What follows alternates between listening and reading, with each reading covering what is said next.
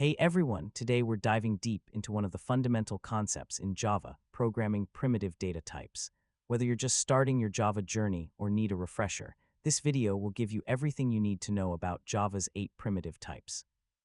By the end of this tutorial, you'll understand exactly how Java handles different types of data, from whole numbers to decimals, characters, and Boolean values. Let's get started. First things first, Java is what we call a strongly typed language. What does this mean? It means that every single variable you create must have a declared type. You can't just say, here's a variable called x. You have to tell Java exactly what kind of data variable called x will hold. This might seem restrictive at first, but it's actually one of Java's greatest strengths. It prevents many common programming errors and makes your code more reliable and easier to understand. Java gives us 8 primitive data types to work with, and today we're going to explore each one in detail. Let's start with the integer types. These are for whole numbers, numbers without any decimal points. Java provides 4 different integer types, and the key differences between them are how much memory they use and what range of numbers they can store. Think of it like different sized boxes. Some are small and efficient, others are large and can hold much bigger numbers. The 4 integer types are byte, short, int, and long.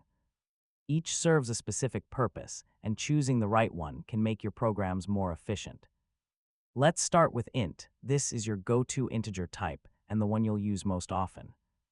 An int uses 4 bytes of memory and can store numbers from -2.1 billion to +2.1 billion.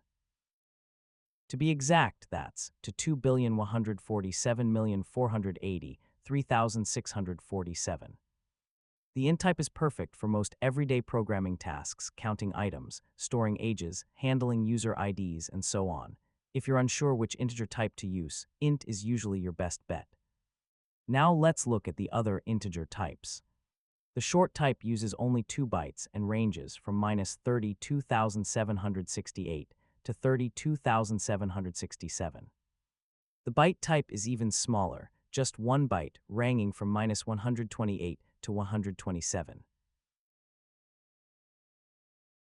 These smaller types are great when you're working with large arrays and want to save memory, or when interfacing with systems that specifically require these smaller data types. On the other end, we have long, which uses 8 bytes and can handle truly massive numbers. We're talking about ranges with 19 digits. Notice that L at the end. That tells Java this is a long value, not an int. Here's something really cool about Java's integer types. They're completely platform independent. Whether you're running your Java program on Windows, Mac, Linux, or even embedded systems, an int will always be 4 bytes and have the same range. This is huge for developers. It means you can write your code once and know it will behave exactly the same way everywhere. No more worrying about whether your program will work differently on different computers. Java gives us several ways to write numbers in our code. You've seen regular decimal numbers, but we can also use hexadecimal, octal, and even binary.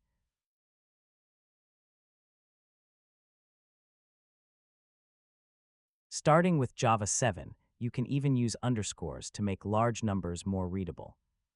The underscores are just for us humans. Java ignores them completely. Now let's move to floating point types. These handle numbers with decimal points. Java gives us 2 options, float and double. Float uses 4 bytes and gives you about 6-7 significant decimal digits of precision. Double uses 8 bytes and gives you about 15 significant digits. The name double comes from the fact that it has roughly double the precision of float. Here's an important tip. Always use double unless you have a specific reason to use float. The extra precision is worth it, and modern computers handle doubles just as efficiently as floats. You might wonder when to use float versus double. In most cases, use double. Float's limited precision can cause problems. Use float only when you're working with libraries that specifically require it, or when you're storing millions of floating point numbers and memory is a real concern. Next up is the character type, which handles individual characters. Now this is where things get interesting because of Unicode. Originally, character was meant to represent single characters, but with Unicode supporting over 1 million different characters worldwide, sometimes you need 2 character values to represent one character. For basic English text, though, 1 character per character works perfectly. You can also use escape sequences for special characters. Let me explain Unicode because it's crucial to understanding character. Before Unicode, every country and language had its own character encoding system. ASCII for English, ISO 88591 for Western European languages, different systems for Russian, Chinese, Japanese. It was chaos. 2 major problems emerged. First, the same number could represent completely different characters in different systems.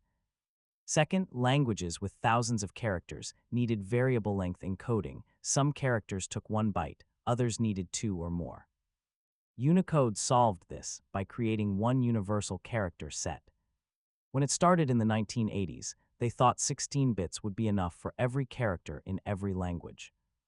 Java was built from the ground up using this 16-bit Unicode system, which was revolutionary at the time. Finally, we have the Boolean type, the simplest of all. It has exactly 2 values, true and false. That's it.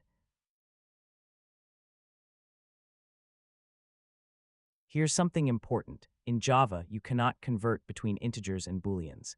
In some languages, 0 means false and anything else means true, but not in Java. Let's put it all together with a practical example that uses all the primitive types.